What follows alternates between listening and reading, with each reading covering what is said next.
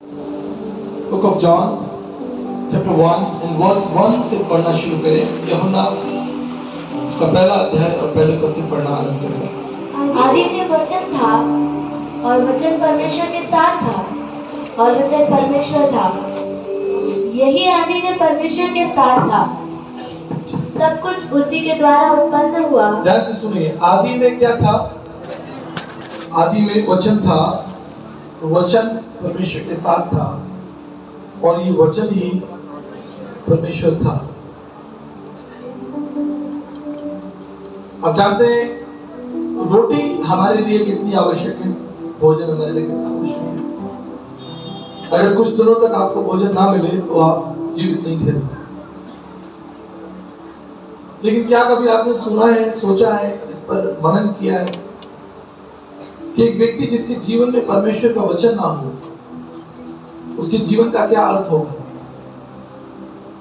बीते कल हमने परमेश्वर के दर्शन के बारे में बात की,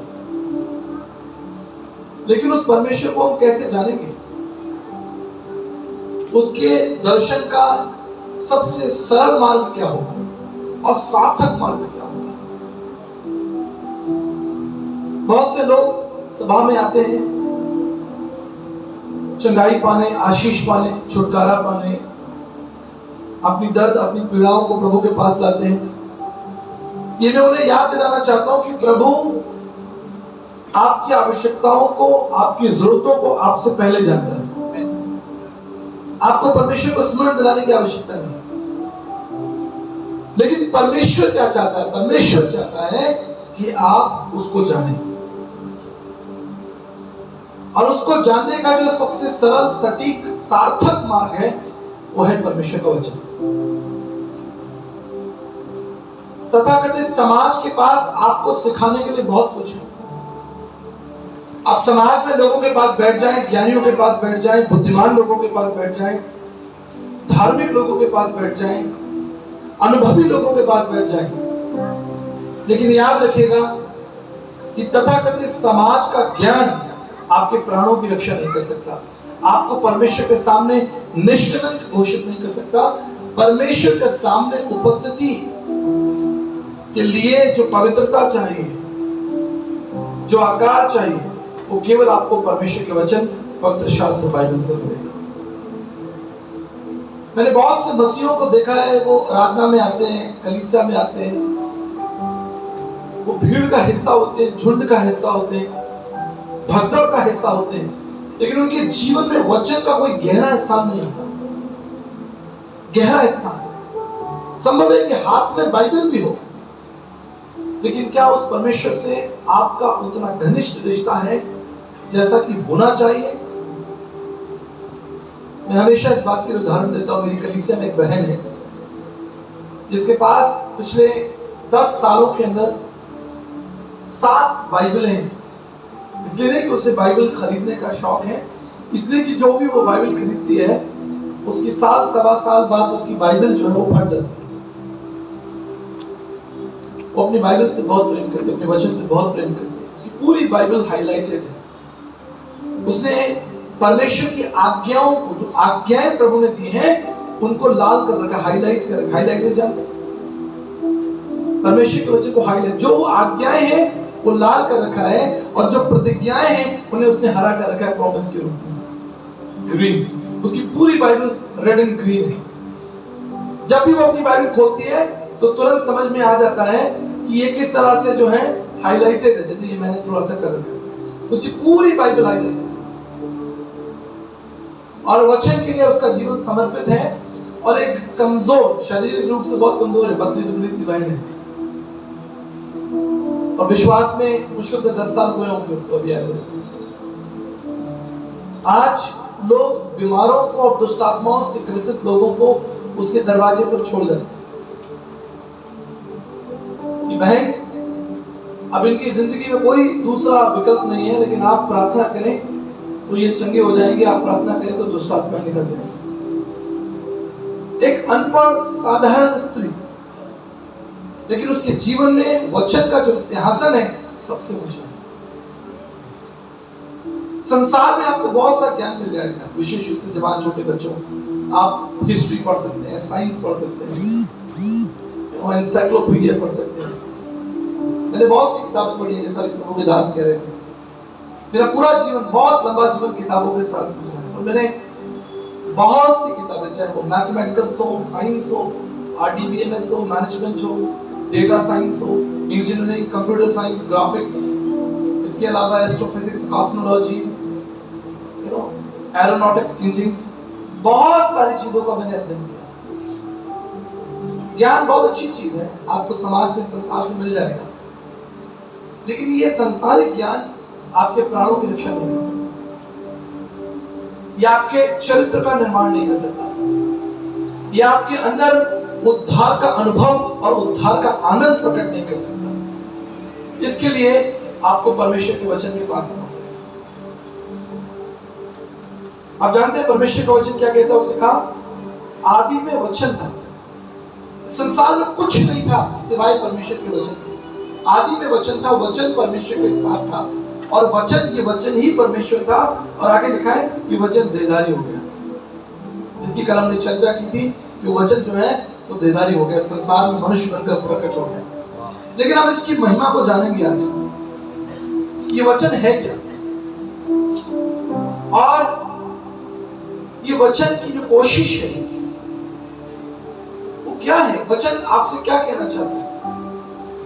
अगर आप अध्ययन करेंगे तो आप जानेंगे कि परमेश्वर का वचन जो है वो हमें परमेश्वर के रहस्य के बारे में बताता है। परमेश्वर एक रहस्य जिसे कोई नहीं जानता।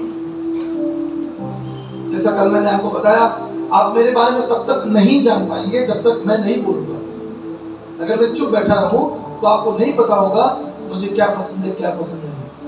लेकिन जब मैं बोलूंगा तब आपको मेरा हृदय जो है वो पता चलेगा। ठीक इसी तरह ये जो वचन आपके हाथों में है, ये कोई साधारण पुस्तक नहीं है, ये परमेश्वर का हृदय है जो आपके हाथों में है। You are carrying God's heart. आपके हाथ में परमेश्वर का हृदय, सामर्थ आपके हाथ में, जिसके द्वारा ये सारा संसार जो है वो अस्तित्व में आ गया। कुछ एक वचन देख लेंगे। भजन संहिता 119 और 105, साम 190 उसका वचन 105 जरा निकालिए। तेरा वचन मेरे पाँव के लिए दीपक और मेरे मार्ग के लिए उजियाला है। प्रभु के वचन पर आशीष हो। आप जानते हैं ये वचन किसके मुख से निकला है? ये वचन राजा दाऊद के मुख से निकला है कि तेरा वचन क्या है? मेरे पाँव के लिए दीपक है और मेरे मार्ग का उजियाला है। एक राजा को जो स्वयंभू है, जिसके पास सब कुछ है, जिसके अधीन पूरी सत्ता है, पूरा देश उसके अधीन है, उसे किसी की आवश्यकता लगती है आपको?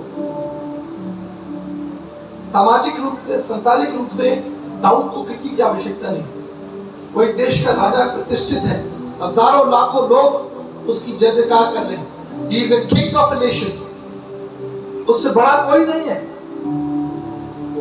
लेकिन राजा होने के बावजूद वो अपने घुटने के बल पर बैठकर यहोवा परमेश्वर के लिए धन्यवाद करता है और इस चीज को मानता है, स्वीकार करता है। एक राजा स्वीकार कर रहा है कि तेरा वचन जो है वो मेरे पाँव के लिए दीपक है और मेरे मार्ग का उजियाला। अर्थात तेरे वचन के द्वारा बिना मैं कुछ नहीं कर सकता। अगर तेरा वचन मुझे ना दिया जाए तो मैं कुछ नहीं कर सकता। मैं इस राज्य को, देखिए एक राजा जो है, आज हम थोड़ा बहुत पढ़ लेते हैं, ज्ञानी हो जाते हैं, अपने आप को बड़ा स्मार्ट समझते हैं। विशेष रूप से इस समय अगर कोई मीडिया के माध्यम से मुझे देखेगा या भविष्य में भी देखेगा, आपकी सारी किताबें, आपका सारा ज्ञान धरा रह जाएगा जब आपकी मुलाकात परमेश्वर से होगी। आप थर-थर कांपेंगे उस प्रतापी परमेश्वर के सामने जो सामर्थ्य है और आपसे हजारों लाखों गुना ज्ञानवान है। ये संसारिक ज्ञान, संसारिक बातें, संसार और संसार की बातें समाप्त हो जाएंगी, लेकिन परमेश्वर का वचन, उसका राज्य युगानुयुग बना रहेगा। इसलिए आज मेरी कोशिश है, मेरी एक प्रार्थना है कि आज के बाद आपका संबंध जो है वो वचन के संग और दुगना गहरा हो जाए। आप भीड़ का हिस्सा ना बने, पीछे बैठे हैं, कोई बैठा जो बैठा अपना आराम से प्रवचन चल रहा है, लेकिन ये जो वचन है, ये जो बाइबल है, ये आपकी जिंदगी का सबसे अमूल्य हिस्सा बन जाए। आप इसके बिना चले ही नहीं, इसके बिना सोचे ही नहीं। और जो कुछ आप करें इस वचन की सामर्थ के द्वारा, इस वचन को स्मरण रखते करें कि परमेश्वर का वचन जो है वो हमारे लिए क्या है। अब अध्ययन करेंगे। आप जानते हैं, जैसा मैंने कहा कि मैंने थोड़ी रुचि रखता हूं, मैं स्पेस साइंस में, ब्रह्मांड विज्ञान में रुचि रखता हूं। अभी आप लोग यहाँ बैठे बड़े आराम से बैठे हैं, कोई झटका वटका थोड़ी लग रहा आपको, कोई भूकंप लग रहा आपको, कोई भूकंप नहीं, आराम से बैठे। लेकिन आप जानते हैं इसी समय जब आप यहाँ बैठे हैं, ये पृथ्वी जो है वो 1675 किलोमीटर प्रति घंटे की रफ्तार से घूम रही है। 1675 किलोमीटर प्रति घंटे की रफ्तार से ये जो पृथ्वी है ये घूम रही है अपनी धुरी के ऊपर। आप गाड़ी में जाते हैं 50 किलोमीटर, 60 किलोमीटर, 70, 100, ट्रेन चलती है 100, 125, हवाई जहाज चलता है 800, 900, आपने देखा होगा, तेज हवाएं चलती हैं। तो ट्रेन कैसे चलती है? हिलती हुई चलती है ना, ऐसे हिलती हुई चलती है। सड़क पर आप कोई गाड़ी वाहन लेके जाए, देखिए हिलती हुई जाएंगे। लेकिन 1675 किलोमीटर प्रति घंटे की रफ्तार से ये पृथ्वी हवा में अपनी धुरी पर घूम रही है। क्या आपको कोई झटका लग रहा है? महसूस हो रहा है? कितना अद्भुत है। इसलिए चार्ली ड्यूक, जिनके बारे में मैं कल बता रहा था कि वो चांद पर गए थे, हम लोग तो यहाँ जमीन पर खड़े चांद को देखते हैं, वो चांद पे खड़े जमीन देख रहे थे। कितना अद्भुत नजारा था।